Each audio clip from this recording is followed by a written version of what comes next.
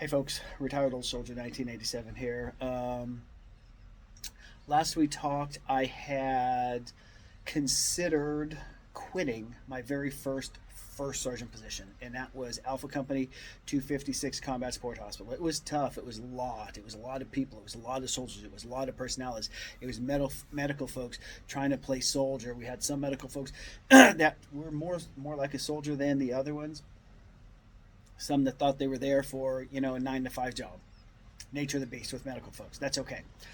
So anyway, when I came in, I had a really good commander. I took over. The commander was hung around for a couple more months, but their tenure was almost up, and I was getting ready to get a new commander. They asked for applications from people within the battalion, which was the 256 Combat Support Hospital.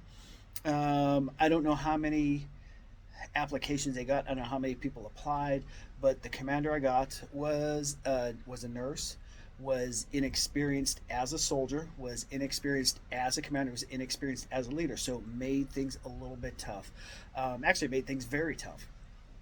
You know, I struggled trying to do what I could to help this commander along the way. But this commander thought things happened like, when it was time for a cub and it was time to brief the battalion, the colonel, this commander, they had something going on in that evening. So they called me and said, hey, First Sergeant, I need you to brief. And I was like, okay, the first couple times I briefed, but it was happening month after month after month. Finally, I said, ma'am, the battalion commander wants to hear from you. You got to get on the line.